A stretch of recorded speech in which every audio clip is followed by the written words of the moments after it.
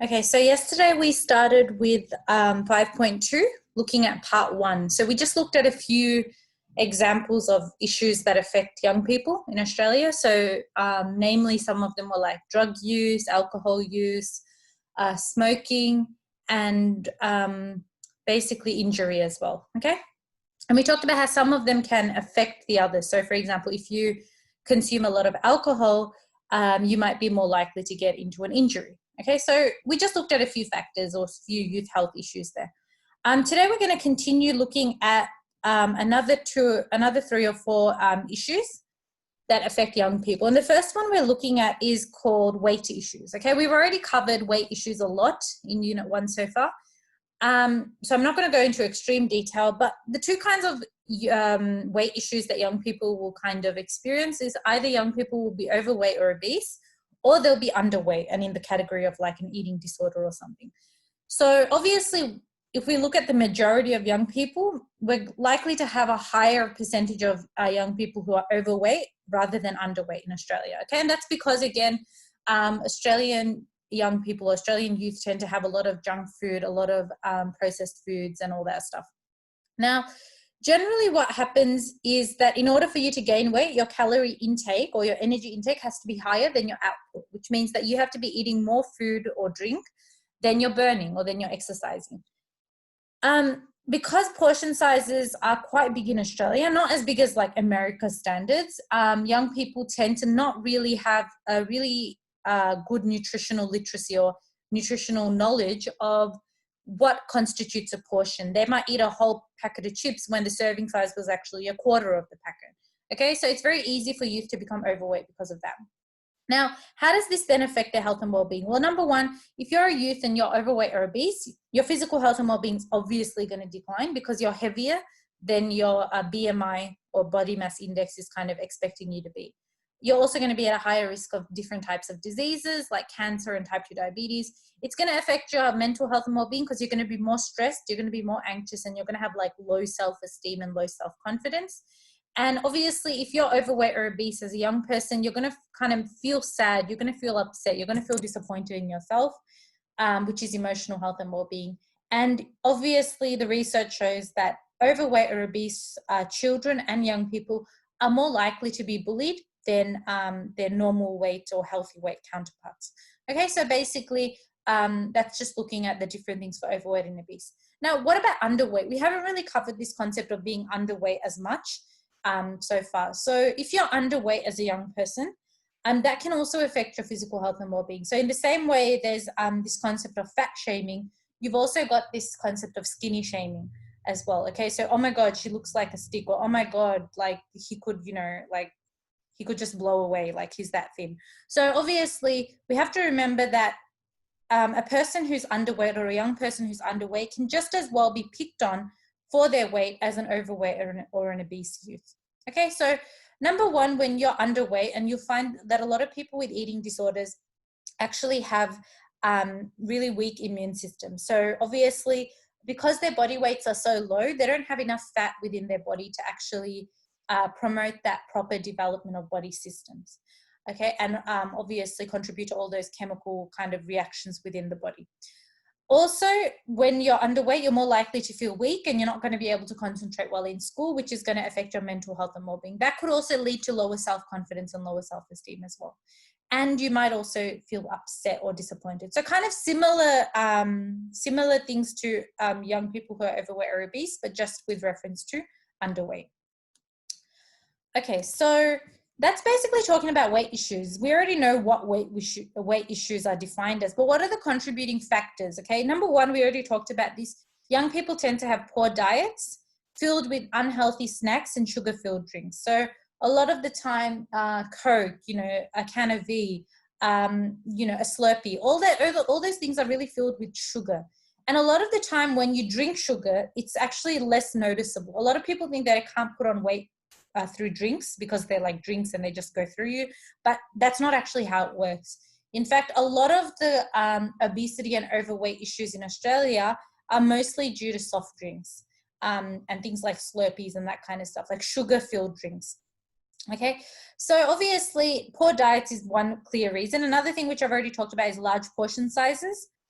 which kind of doesn't allow an individual or young person to see how much they're actually eating. Another problem, which is basically, which can actually lead to a lot of issues, is this idea of, sedentary lifestyle. Sedentary lifestyle means that you're not able to have a proper kind of physical activity routine. You're not able to have a proper exercise kind of routine. And so your physical output is actually less than your input. Another thing when we talk about underweight youth. So underweight youth, obviously, a lot of the reasons why eating disorders come up is because youth look at a celebrity and they're like, oh my God, I want to be as thin as her.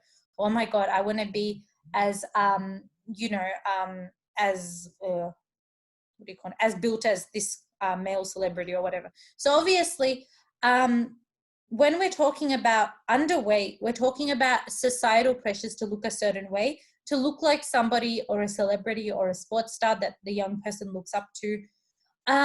Also, so having certain mental disorders like depression can actually also lead to young people being underweight, because when you've got depression or anxiety, you might not want to eat as much as you normally do. Okay, you might not be in the mood to eat.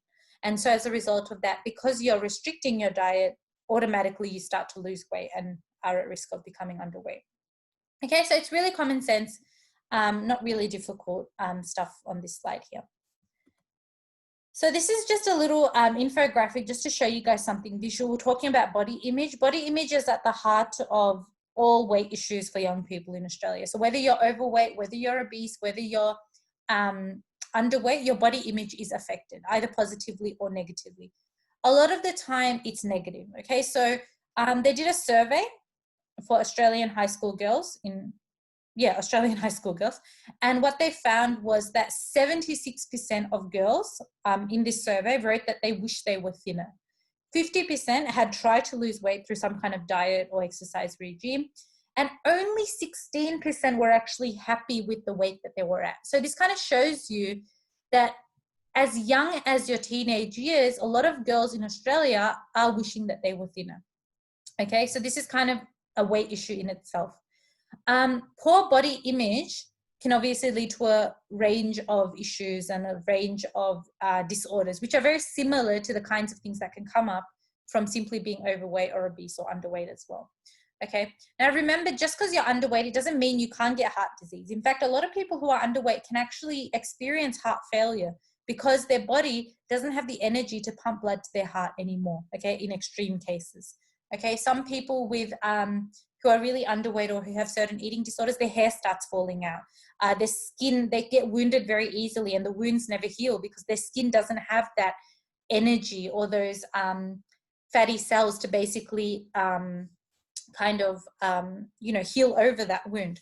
So obviously it's important for you to remember that body image is a direct concept connected to weight issues. So whenever you got a question on weight issues, you can always connect it to body image in some way. Okay, and body image both affects your mental health as well as your emotional health as well as your social health, okay?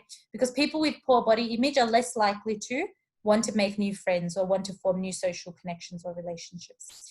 Okay, now obviously I want to look at this statistic for guys as well. So according to the Australian data on males, more than 1 in 5 young men say that body image is their number one concern.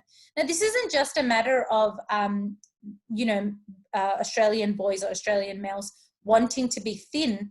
It could be a matter of them wanting to look more built, like their favorite celebrity, or, wanting to look more broad, like by going to the gym a lot.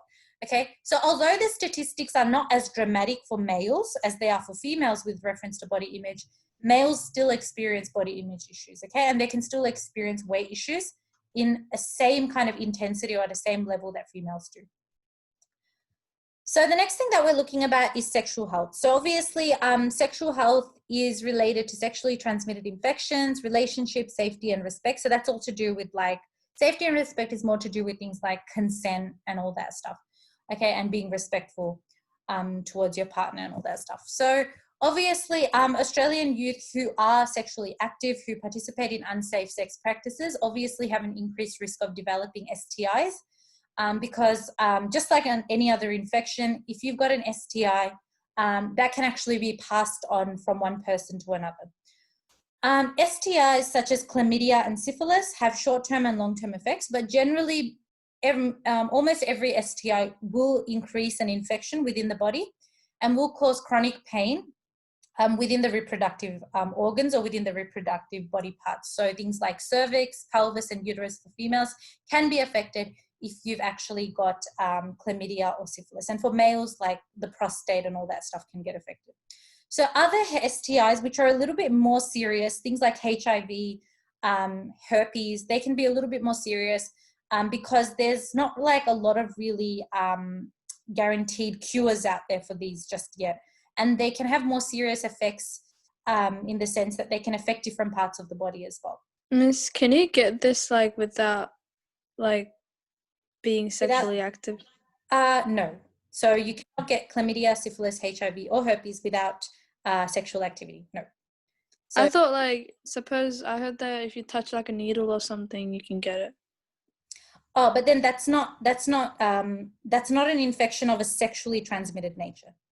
You can get infections through touching needles, but that's only if a person who already had chlamydia injected that into their body, and then blood from their body was on the injection, if that makes sense, and then you use the same injection.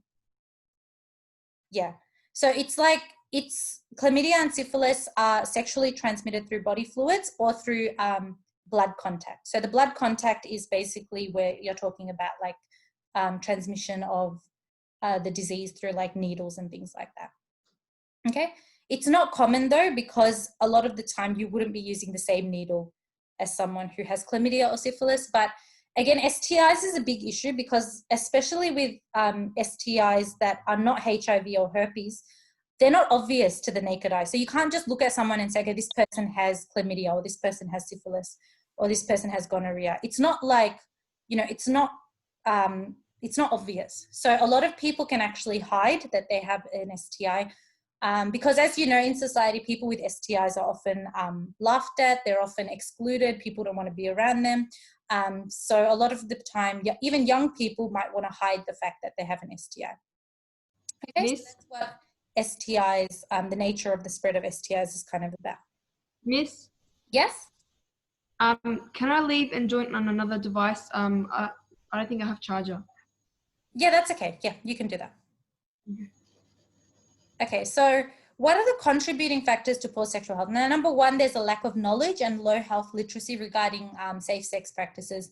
Number two, there's an inconsistent use of barrier methods to protection. So obviously, a lot of people don't use things like condoms properly, or they don't use them consistently.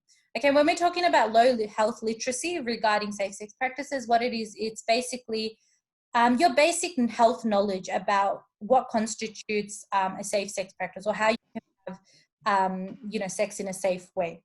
A lot of the time, health literacy can be barred or can be prevented through various methods. For example, regardless of what cultural background you come from, most parents don't want to discuss it with their kids. So a lot of the time, kids get all the information from the internet, which, as we talked about in chapter 4, doesn't always give you accurate information. Number two, a lot of the sex education in schools, in this case specifically government schools, isn't always like in-depth, or it's not always clear, or it's just like you show the kids like some informational pamphlet or brochure, and you don't really like show them actual case studies and actual things. So obviously that's another reason as to why poor sexual health isn't a health issue for young people in Australia. Lack of communication and negotiation skills between young people involved. So lack of communication can lead to things like a young person saying, okay, I didn't consent to that relationship, I didn't consent to that happening. Inconsistent use of contraceptives, such as irregular use of the pill. So obviously whatever contraceptive a person is using, it has to be consistently used. So you have to take the pill around the same time every day, or if you're on another type of contraceptive, you have to make sure that you replace that contraceptive. You don't take one that's expired, okay, whatever. Also, we have to remember that similar to other things where in countryside areas or in rural areas, there's lower education about certain health issues. The same thing goes for sexual health. So youth in rural areas or countryside areas tend to have lower access to sexual health facilities, to medical centers, and to resources. And for that reason, there's likely to be a higher prevalence, a higher total number of cases of STIs in those areas compared to metropolitan areas. Okay. Finally, Australian youth who are sexually active, they do tend to have more than one partner throughout youth. So they might have more than one girlfriend, more than one boyfriend. And so the spread of STIs, or the actual nature through which that infection might spread if one young person has it, is especially high compared to other age groups where you might, be married to one person and just be with that one person. Okay, so obviously Australian youth in that stage where it's kind of like more experimental and they're like going out with different people all the time. So spread of STIs is much higher in these groups. Okay, so those are the contributing factors to poor sexual health in young people in Australia. The next factor that we're looking at is called stress. So obviously we all know what stress is. Stress is basically defined as a response to a pressure or threat. Now, when a young person is stressed, they might feel on edge, they might feel worried, they might feel tense. All these kind of negative mental states and negative emotions come into play. Now, what stress does is it causes adrenaline, which is a hormone in your body, to work with cortisol, which is the name of the stress hormone, and it helps your body to get ready to deal with any stressful situation. Now, over time, and you're going to learn more about this if you do psychology next year, but over time, what happens is that stress actually suppresses your body's immune system. Okay, every time cortisol or that stress hormone is released, your body is getting more and more under pressure to kind of deal with the stressor. And that's actually suppressing or turning off or dampening the functioning of some of your other body systems, like your immune system, for example. Okay, ultimately, stress can lead to the development of many chronic diseases, for example, heart disease, stroke, hypertension, which is high blood pressure, depression, heart attack, and type 2 diabetes. These are just some examples of diseases that can be brought upon by stress alone. So you might hear stories about, a lady who would drink green smoothies every day, who'd go to the gym, who would never do anything unhealthy. But then suddenly one day she has a stroke. And then when you look into her story, you realize that she was actually stressed. She might have been a victim of domestic abuse. Her kids might have been going off the rails and she couldn't control them or something like that, okay? She might have lost her job at work. So all of these kind of things can actually lead to a physical disorder. Physical disorders are not just about what you eat or how much you exercise. They can and are a lot of the time due to stress as well. So what are some contributing factors to stress? Okay, this stuff is super common sense. Basically, we're looking at what causes stress in young people, okay? Specifically young people. So number one, if you look at that first image, academic workloads causes a lot of stress for young people. The pressure to kind of have a nice Instagram or Facebook or, I don't know, profile or some TikTok account, whatever. Okay, all of that stuff can also be a contributing factor to stress. Issues with family, okay, especially in your teenage years, some people start to get into little arguments with family members. Okay, your parents expect one thing of you, but you're doing something else, or they keep nagging you and you get annoyed, and all that stuff. Schoolwork we've already done. Expectations from society. So obviously, a lot of the time, teenage years or the youth stage of the lifespan is when an individual is kind of deciding who they should be, how they should act. And so a lot of the time, if you feel like you're not living up to a certain expectation, that might make you feel stressed. Family expectations are another big thing as well that cause a lot of stress for young people, especially when parents envision that the child should be one thing, but then the child wants to do something else, and that makes the parent annoyed. Comparing your life with that of others, so especially in the youth stage of the lifespan, and this issue is made worse because of how heavy social media use a lot of youth have nowadays, but comparing your life with that of others also leads to stress. So, oh my God, she has like all of these things, why can't I have that many things? Or, she's always going out, why can't I always go out? So all of those little comparisons you make you feel inadequate and eventually lead to stress.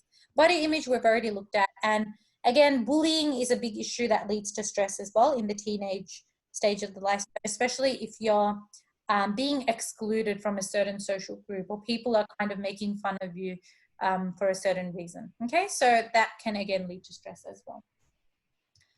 The last factor that we're looking at for today is called discrimination. Now, we all know what discrimination is. Discrimination is when you are treated differently, or you're excluded, or you're treated or you're mistreated because of one or more characteristics. And those characteristics can be whether you're male or female, what race you're coming from, what culture you're coming from, what religion you're coming from, or even your sexual preference. So obviously, when young people are discriminated against, regardless of what they're being discriminated against for, what happens is that they experience increased stress, which affects their mental health and well-being. They might feel upset, or they might feel angry, which affects their emotional health and well-being. Also, because of the stress they're feeling and their immune system starting to get suppressed, they can also have impacts on their physical health and well-being, okay? A lot of the time, when for example, you're stressed, it can also affect your hormone regulation. So you might end up, I don't know, getting pimples or acne, or having issues with your menstrual cycle. All that stuff can actually come up because of the stress from being discriminated against. Also, another more extreme consequence of discrimination is that sometimes when young people are discriminated, they can actually turn to drugs or alcohol to kind of escape that stress that they're experiencing, or escape this feeling of exclusion and difference that they're made to feel. And a lot of the time, if they take too much drugs or too much alcohol, it could lead to really serious physical health and well-being impacts, like alcohol poisoning or drug overdose, which could even lead to death. Finally, discrimination can also cause decline in social health and well-being, specifically because when a person is discriminated against, they are essentially being socially excluded or socially isolated, okay? And if you're a victim of discrimination in any shape or form, you kind of start to develop this feeling that you can't trust other people, and that when other people are interacting with you, they might be interacting with you out of sympathy or pity, rather than the fact that they actually like you or actually want to interact with you. Finally, discrimination can lead to a reduced sense of hope for the future, and can also lead to this decreased sense of belonging that you usually feel to your community. And for that reason, discrimination can affect your spiritual health and well-being as well. So that's what discrimination is about.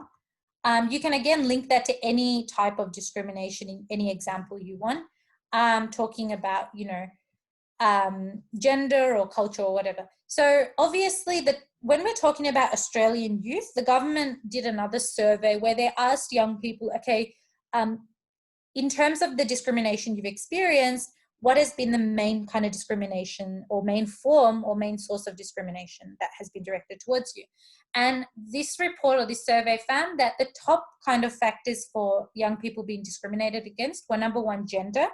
So whether you're male or female, which is essentially another word for sexism. Number two, race or cultural background, which is basically where you're coming from, or your cultural background or your ethnic background. And number three, their age. So a lot of the time, if you're on the younger side of the youth kind of age, where you're like 12 or 13, people might kind of exclude you from certain things, saying that you're too mature. So that could actually be a source of discrimination as well, okay? Especially if what the claims that people are making about you are unfounded or don't make any sense. Now, racism and obviously juggling two sets of cultural standards and customs. So this is really common for a lot of you, I guess, because we've all come from different ethnic backgrounds, and we're all growing up in a society that is not that same ethnic background, okay? So I'm not, for example, growing up in Sri Lanka. I'm growing up in Australia, but I'm growing up with that ethnic or cultural background, okay? And so a lot of young people, what they feel is that they have to balance out these two ethnic backgrounds. And basically, that also puts a lot of pressure on them, okay? And so when they actually do get discriminated against, they feel even more upset and devastated, because they're like, you know what, I was trying my best to be, I was trying my best to kind of adapt to Australian culture and be accepting, because I thought everyone would accept me, but then I'm still being discriminated against. It's so unfair, okay? And you see this a lot when people are discriminated against and they're like, no, but actually I was born here. And they're so outraged that even though they're a citizen of the country, that they can still experience that discrimination. Okay, so those are the contributing factors for discrimination there. Alrighty, so any questions before I tell you what you need to do for this week? About any of the content we've covered today or yesterday? I think it's all pretty common sense. Your common sense. Yeah, okay, cool. So then what I will do is I will just explain to you what you need to be doing for this week. So most of you should be able to access this through the class page, but I'm still putting up a reminder on the PowerPoint, just because I think it's important for all of us to be on the same page. So when we're looking at the work for this week, I want you to go back into the class page and I want you to have a look at the week 3 tile. And under that week 3 tile, you might have already realized there are a few videos there for you to watch. Okay, you've already watched one yesterday of the lady speaking about alcohol and drugs. There's another 2 in there about, you know what, I actually forgot what they were about. I think one is about, I think one's about weight issues and there's another one in there. Anyways, you probably, Stress. okay, I've uploaded them in the week 3 tile. Sorry, what was that? Is it the one about stress? Yes, I think it's one about stress and there was one other one I uploaded as well. They're under the week 3 tile. So if you click on that tile on your class page, they're both there. Okay, so Can we leave, miss? week, sorry? Can we leave? No, just 1 second. Okay, so the due work for this week is submit the 5.2 questions. Okay, I've put that checklist on that page as well, and the Healthy Youth Media Response Worksheet. So if you go into the Term 2 Week 3 tile and you go to the files on that particular page, you'll see it says Worksheet Healthy Youth Media Response. You click on that, download it, write your answers in there, and then just upload that into File Dropbox, okay, by this Friday, inshallah. So now that we've already covered all the content for this particular topic, it's just a matter of doing the questions. So just 5.2, those questions, okay? Depending on whether you have the old book or the new book, you decide which questions you need to do there. All right, if everyone is all good, I'm gonna ask everyone to now head over to the class page and start with the due work for this week, as well as watching the videos on that Term 2 Week 3 tile.